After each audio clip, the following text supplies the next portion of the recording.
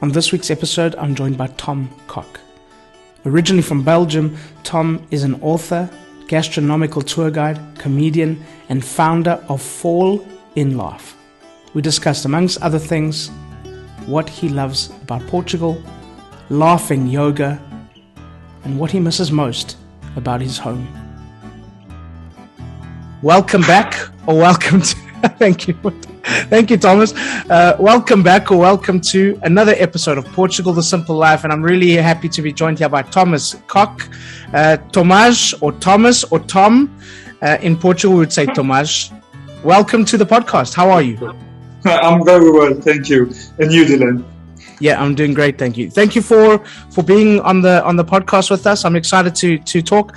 At the moment, you're sitting in Belgium? Yes, you can immediately see the big difference between Lisbon and Brussels. Huh? Do you know what temperature it is in Lisbon at the moment? I would rather not. I can tell you that it's raining here. Slightly. I actually was in Belgium over the weekend. We landed in Lisbon yesterday, and it was 30 degrees when we landed. So it's 30 degrees. 30, yeah. So it was crazy. So now I'm mad. Yeah, I'm sorry. I shouldn't have told you. Yeah. Thomas, maybe you can start off telling us a little bit about you. Yeah, sure. So I'm Thomas Koch. This is my real name.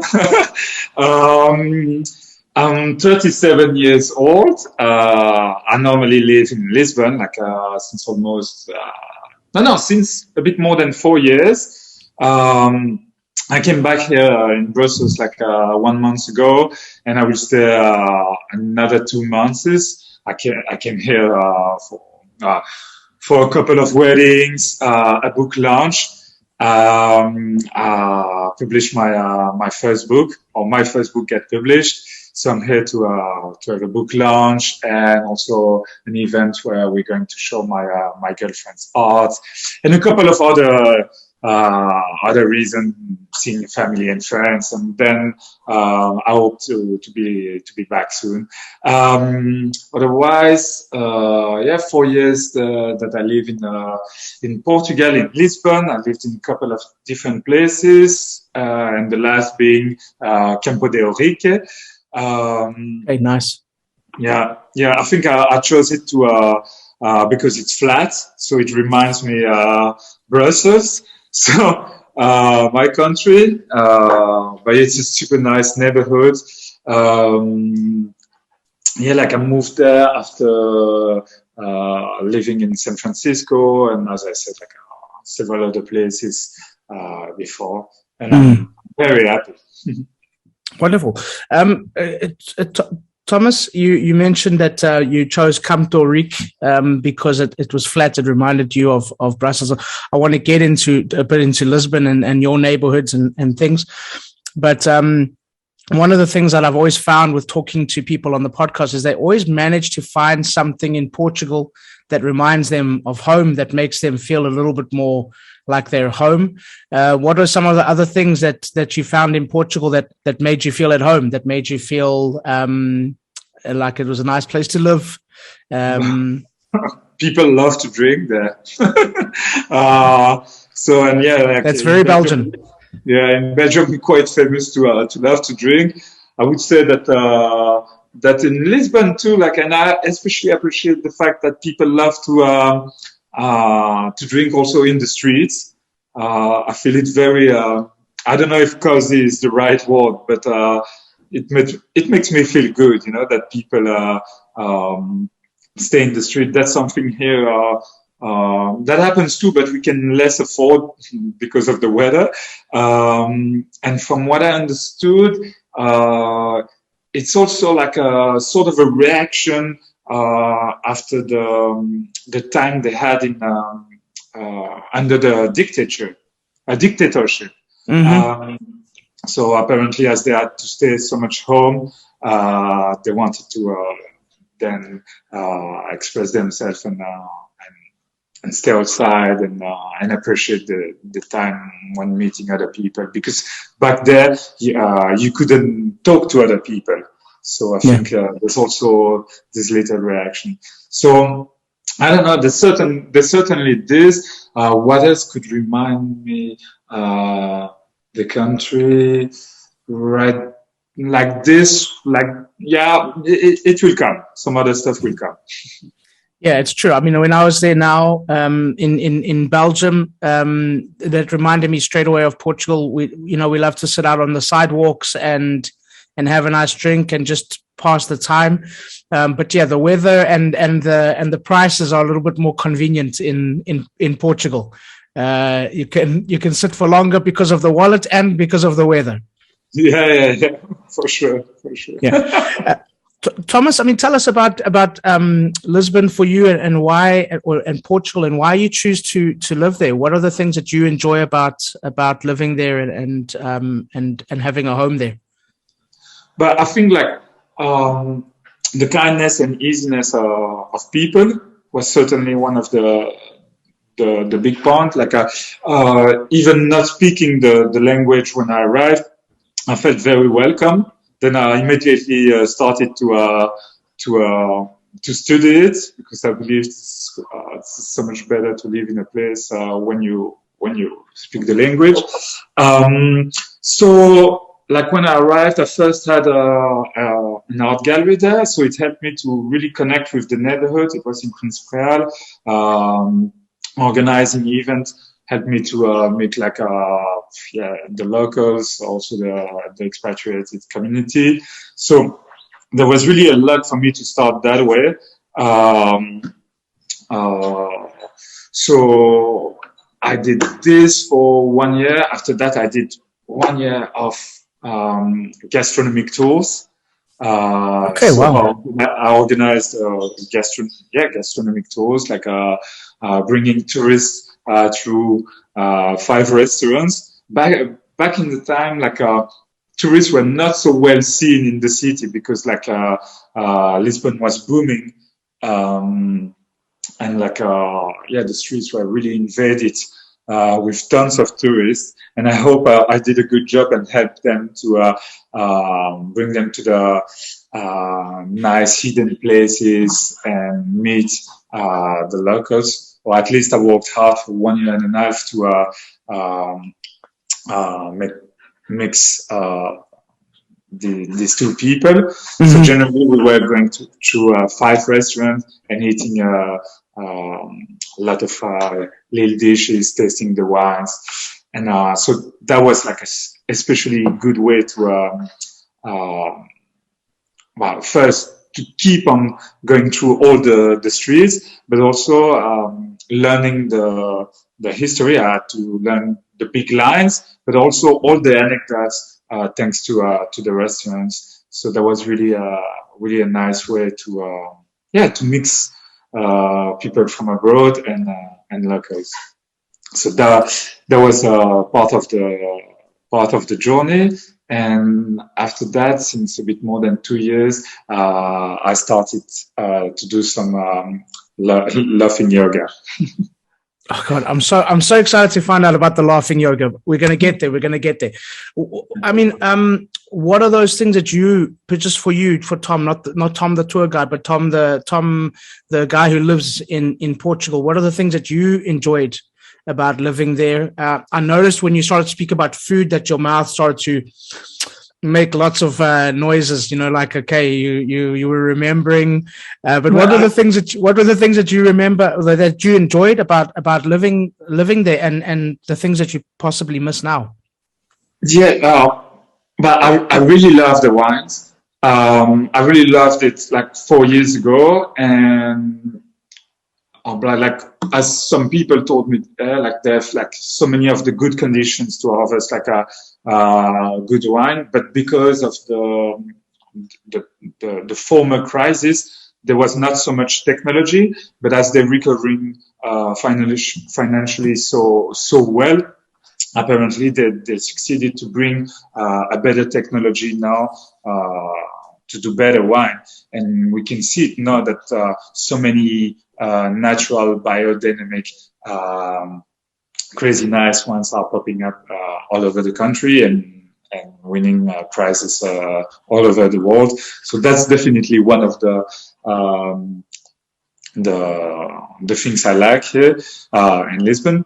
But like, yeah, the food was definitely one of my big points as I worked in this industry for 1 year and a half, trying to promote as much as I could the Portuguese food, very rich, but at the basis, like very good products. You can tell that all the fruits and vegetables are so stunning. I love all the I love also all the history behind, like when you have like the peixinhos da horta, and all the please. Okay, tell people what that is, because not a lot of people know what the peixinhos da horta is. Explain Like, what it is. Some green beans, fried green beans, and it's sort of like a tempura that you dip that in a little sauce. That reminds a bit of me here. Like we also like dipping into sauce. Yeah, you like to dip fried things in sauces in Belgium. Yeah. It's a real tradition. That's a good way to introduce us. Yes.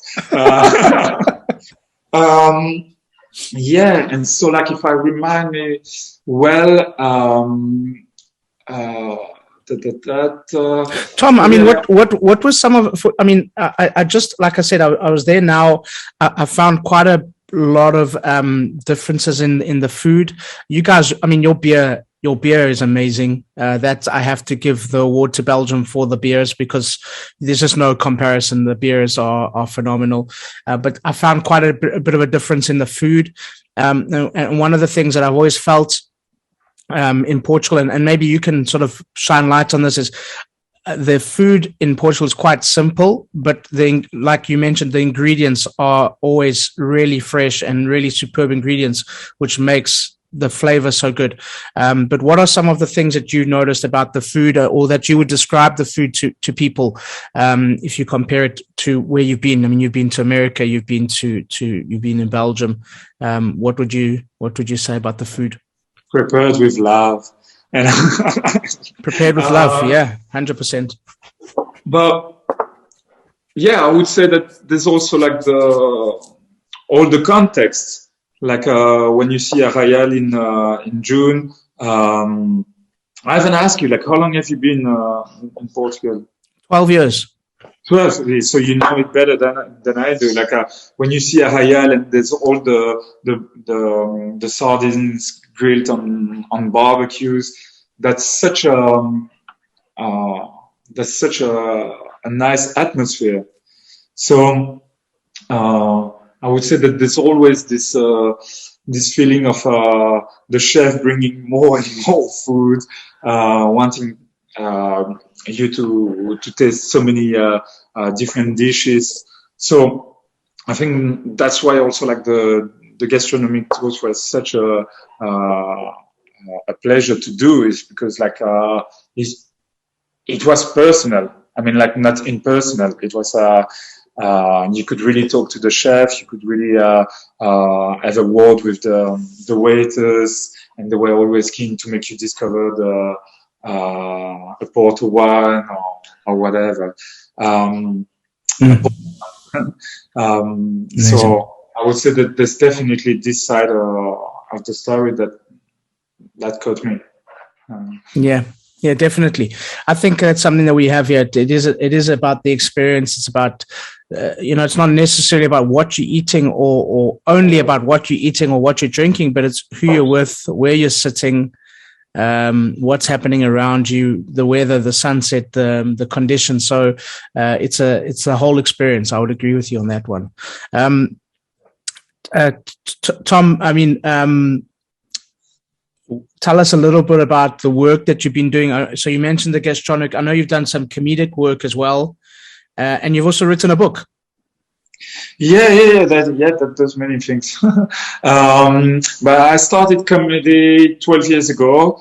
That's a little story I explain quite often. But back there, I had a blog, and someone suggested that I perform what I was writing on this blog on stage. And I thought that it was going to be, like a small comedy club in a basement. And I arrived there, and it was a huge theater with more than 300 people.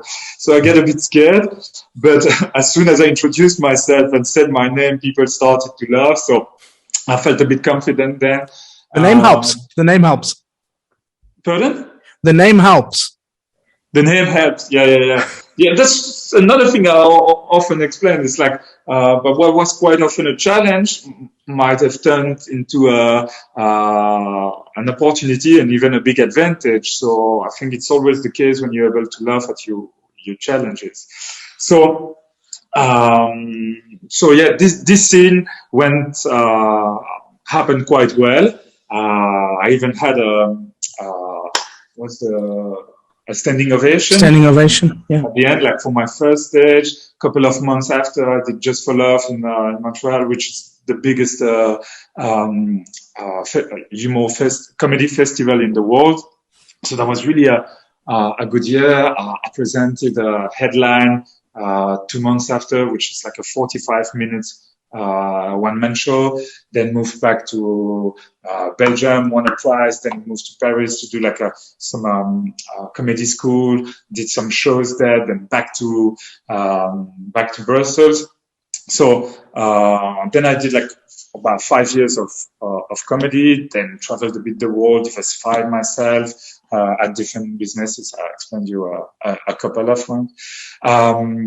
And then 2 years ago, I started to do this laughing therapy. I first did it for myself,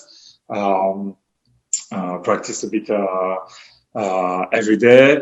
I had to give you like the sad details. Like my ex-girlfriend passed away a bit more than 2 years and a half ago. And after crying a lot, I wanted to find a way to be able to laugh again, and I did not feel ready to go back on a stage. So I thought they should have a way behind humor. They should have like a laughter itself. How can I practice it, like to feel better, like if you would sing in your shower. So I did I started to dig and discovered laughter yoga. I was really seduced by the theory, by laughing therapy, happiness therapy, and all these things, and wanted to see the practice. As I'm more like an autodidact, I thought, okay, I want to come up with my own thing. And as I said, first did it for myself, then thought like, oh, actually I feel better. Maybe I could share it with friends and family. So I started to do it in the Estrella garden with a couple of people. I had almost to pay people back there to come and join me, but succeeded to gather a couple of friends for the first time, then a bit more the second time, and back in the time I was at Treshvesh co-working space, and they really helped me because one did me like some nice photography. Rodrigo did me the video. Another one posted this thing on internet, Instagram, whatever. Another one reshared it, and so on and so on. We did even some sessions in front of the co-working space, and so small by small.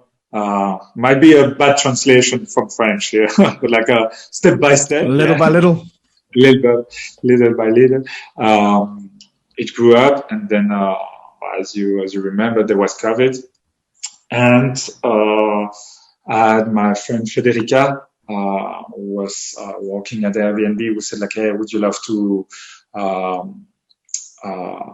propose your experience online? Because they were launching online experiences there. And as I had already worked with her for the gastronomic tours and a couple of other ideas, she said, yeah, I think it could be a hit. And I was like, no, look, no, everybody's going to stay at home. This is finally my time to write. I don't want. And she was like, hey, please, come on, let's just make a try. I really think it could be something. And just before that, I was like only doing like hen parties. I did a church and a couple of crazy, strange groups. And I was like, well, I don't know what's going on or what's going to be online. But I was like, and she really had to push me. And then I said, okay, let's do it. And then she was pushing even more, like, hey, actually, we're launching it worldwide this night. So if you can finish this and this, tonight you will be in the worldwide launch. And I was like, okay, you should have said that at the beginning, you know? And so we did. And like the day after, I had like a 10 guests. I was asking like a ridiculous price there because I wanted people to have to feel better during this sanitary crisis and people to connect around the world. The day after, like 15 people. The day after, 20, and it grew up day after day, super well. So that was really like an incredible experience. I love the name. I love the name. Falling in Love. It's super. Fall in love. And, Fall in love. Yeah. Yeah. Yeah. No. That was a really good name. But like personally, to me, like it was a way to also to fall back in love with the beautiful laughter of my ex-girlfriend. And so like there was like also nice how do you call that? Therapy. Yeah, therapy, memory. Yeah. Amazing. But like, I mean, I've seen some of your videos and things like that. I want to ask you, how is your relationship with your neighbors in Lisbon with doing the laughing therapy in your apartment? Oh my God. But like the neighbors upstairs are living quite often, so that helped. The one downstairs, like we learned to like each other, but it's for sure that at some point I was doing it 3 times per day, 3 times an hour per day, 3 hours. But I guess it's better to have someone who laughs upstairs than someone who yells. And like, believe me on that. But my actual neighbor right now, and maybe it's a strange karma, but my actual neighbor right now has the syndrome of Tourette's. So he yells all the time, like, but rage screams and insults and everything. So I guess it's better to have like someone who laughs. Yeah, but it's more contagious for sure, for sure. I mean, Thomas, this is incredible. I mean, you've mentioned a couple of things in your story, which I want to sort of just pick on, and it'll lead to a question. But you spoke about your friend who pushed you to do this fall in laugh thing on Airbnb experiences. You also spoke about the people that you had that worked with you in the co-working space that helped you with your videos and your content and things like that. I mean, how has being in Portugal, because also you've done so many interesting things. You know, you're quite a unique guy. You do comedy, you do the gastronomic tours, the laughing yoga. It's phenomenal. And you're writing a book, which I want to just talk about your book a little bit as well later. But how does being in a place like Lisbon and surrounded by all these different people inspire you and give you the space to do what you do?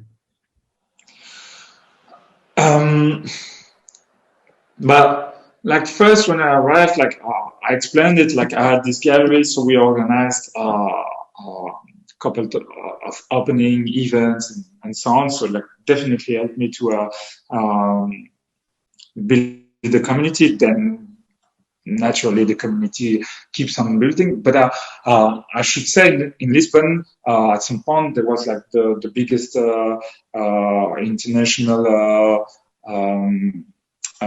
Facebook community groups and so on, and like some guys like Ash really moved their ass to create like a comedy nights, meetup evenings, so like you could meet regularly new people, and at some point, and there was like an advice from my mother. My mother said like, yeah, you're repeating the same pattern. You keep on moving from a city to another. If you feel like you really want to settle in Lisbon, you've got to put more Some roots down. So put more, not work, but more energy to meeting the locals. And so at that time, I took a room in an apartment with 6 other Portugals, and they were all comedians, so I didn't sleep much during this period. But that was really great because like I met like a complete new city at that moment, and met like what's true about the city, like all the anecdotes about the places, and I don't know, that was really cool, and that's something that's something I'm proud of, because as you know, like Portuguese is not so easy. So like I really made an effort to speak it better. Kept on going to classes and make friends like this. But otherwise, like I would say, like Lisbon is really made. I really made it easy to meet people. Yeah, that's what I was going. I mean, that's what I was going to say. It's important that we always make an effort when we move somewhere new and we go into a different culture. But they do make it really easy for us here in Portugal. You know, I was it the same for you, feeling welcomed from the beginning, and people being open and curious to what you're doing. Was that your experience as well? Yeah, but just before I lived in San Francisco, I really loved the place. The history there, it's quite a fascinating place because it's the edge for biotech and so on and so on. Yeah. But I didn't make as many friends over there, and like it was easy to meet people in the States, but less easy to make friends. And here, like I really felt that it was easy to meet people and to make friends too. And like I guess you will agree. Like it's not always easy at our age to make new friends that will know you as good as your old friends. And I really felt that in Lisbon I saw some people. I mean, like and felt seen. You see what I mean? That I could really get along like with old friends, with some friends in Lisbon. Yeah. And you say that you lived with 6 comics. One of the things that surprised me here is because when you sort of meet Portuguese people the first time, they seem quite shy, quite serious, but they don't take themselves seriously, and they actually have really, really good senses of humor. What are some of the things in Portugal, whether with people or the lifestyle, that make you laugh? But there's a bit of it's funny, like, but at first, like, self-derision, it's like here in Belgium, and that I like. The other thing, it's funny because this self-derision goes hand in hand with a sort of pride, like best wine, best this and that. We were there. Like many friends made me laugh with nice quotes. Like when there was this city booming with welcoming so many people from all around the world, there's a friend who told me like, we discovered the world in the 15th century and you only discover us now. And I thought it was a great one. And there's always this type of humor, like mixing like pride, like we were all around the world. We discovered this and this. We had the best and biggest spices market, ding and dang and dang. But it goes hand in hand with more humility, knowing that I don't know, they lost it, or that it goes with like also like a bad side, history, bad side, or I don't know. It's like the prudent or prudent. I don't know the word in English. Like for instance, they had the biggest European wood export.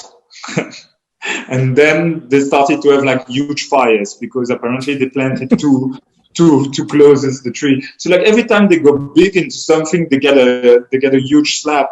So there's this kind of humor that you can't find anywhere else. Like there's a lot of honesty. There's a lot of honesty in the humor. It's like we don't hide anything. So yeah, it is like that. Okay, well, we've got the most wood export, but we also have the most fires. It kind of. And that's one thing that, like, again, I find people here are very honest about themselves and very honest about things about the culture that are good and bad, and they don't hide away from either of those things and embrace both of those things. And it's a wonderful custom. yeah. And like I have a friend like we did like a small TV show, and like when there were so many people visiting Lisbon, he made this thing that they were like all visiting a tuna / sardine can shop. And then, like, hey, do you want to visit the backstage? And they were going into the backstage and got killed and cut in small pieces and put in new cans and sold to the new tourists. And that was spread on RTP, And I was like the main channel, and I was like, man, like that's quite tough, and like it's quite violent. Yes, super violent, and it made everybody laugh. And I was like, okay, like I feel like that in some places it would be already not allowed anymore, this type of humor, and I kind of like it because it's also like it's violent, but it's sometimes the kind of message you need to pass if you're local and you see your city shaped by new arrivals. Yeah. Thomas, tell us about your book. Congratulations in the first place, but tell us a little bit about it. But thank you, man. But it's a very small book. It's more like type short story, but I'm very happy because it's the first one, and it's published at a real publisher. It's well done. I get one. Yes, here. Please. I'll show you. And like, so it's called À Suivre. Yeah, and it talks about the quest of love, but through like social networks, and how it's really close to an essay, but with a plot, because I like to think about all these things, how they get transformed, and so on and so on. So I'm really glad because this is the first one. I would like so many things in my life, but I never finished a proper book. And last week I also received the news that I won like that I get selected in a contest of erotic short stories, and they published a book with all the winners. So you see, like, great desire. And so like that's quite incredible, because like I've never published a book in, I don't know, 15, 20 years, and not two in a month. So that's really cool. I feel it like very encouraging, because it had always been my passion, and I don't know if it's the same, or if some people can recognize themselves in this. But sometimes we put the not the passion aside, but like we keep it for the last. Does it make any sense? Like you're making another work before, and like I feel like I had the need of a couple of successes in different business to realize, hey, that actually I can do it in my passion too. And sometimes we believe that passion, like I worked hard in this passion, but didn't happen back in the days. And maybe I had to push it a bit more, or maybe I had to do this whole journey to reach this point. So I hope it's a good beginning now for the rest of this literature adventure. Amazing. Congrats and good luck with that. Thomas, I mean, you mentioned that eventually you're going to get back to Lisbon. What is the first thing you want to do when you get back home?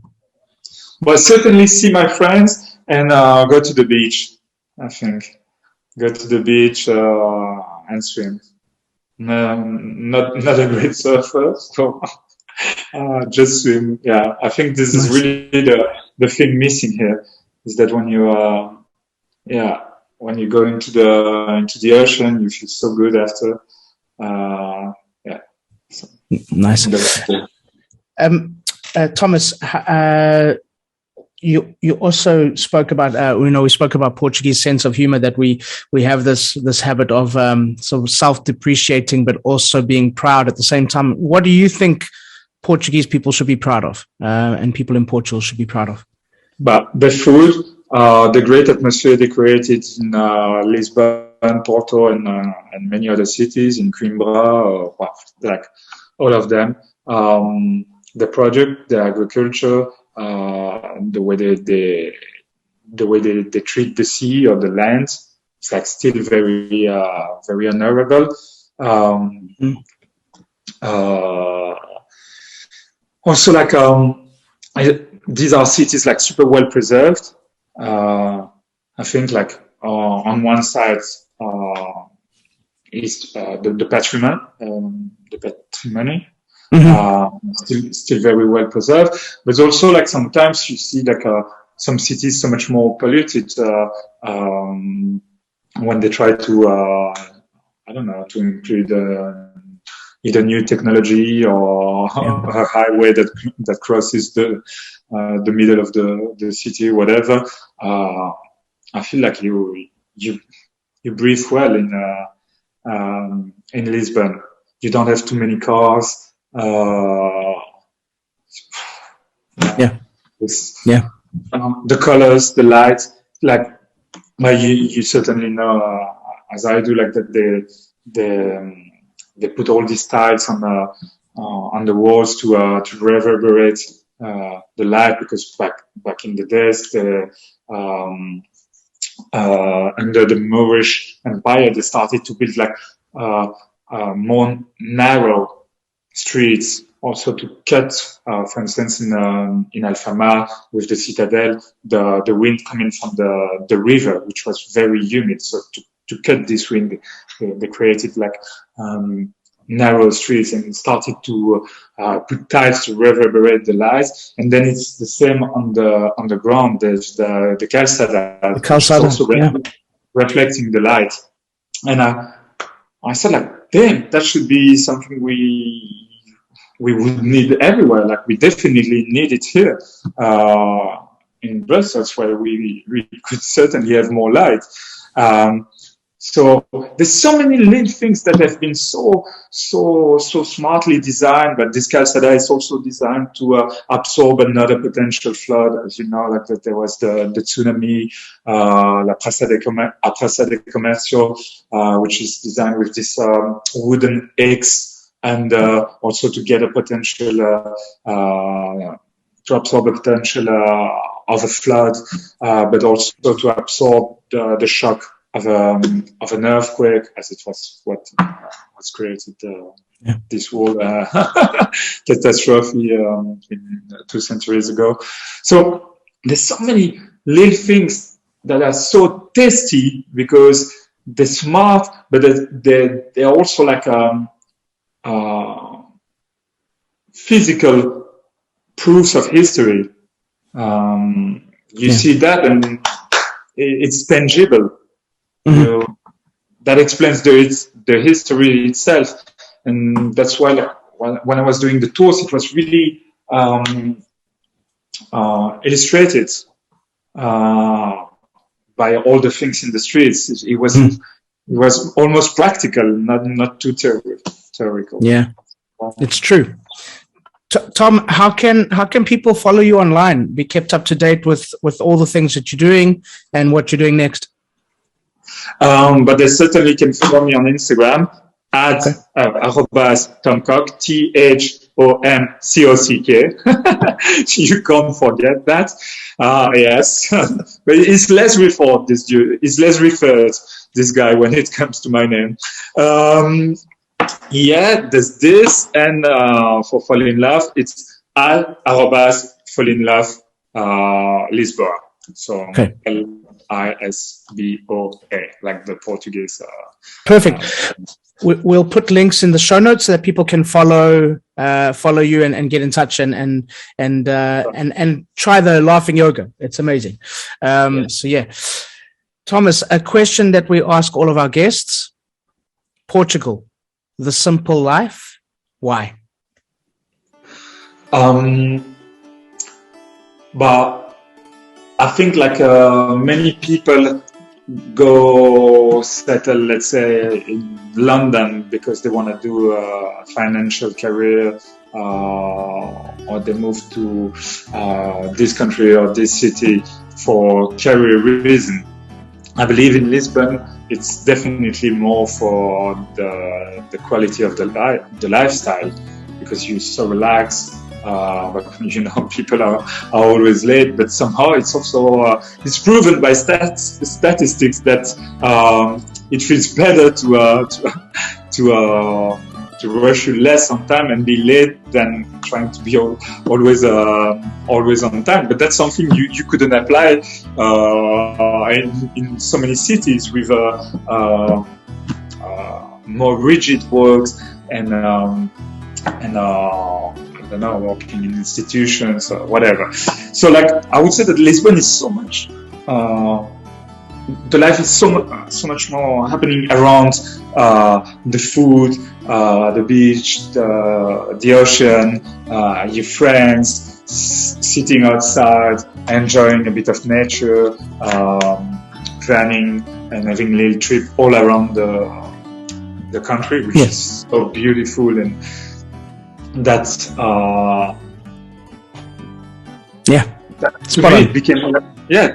it became quite an obvious choice for me when I realized that I could work remote, and I believe it was the case for so many people.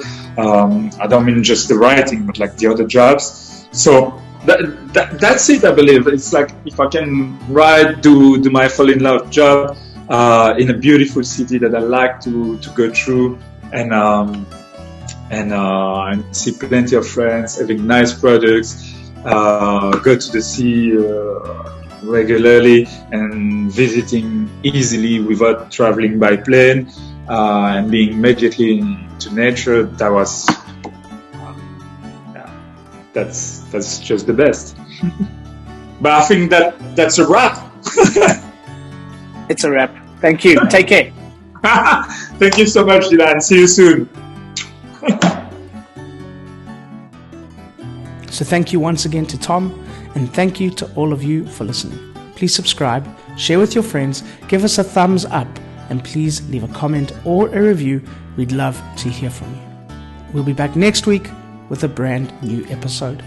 And as we say in Portugal, um abraço. Welcome to the simple life.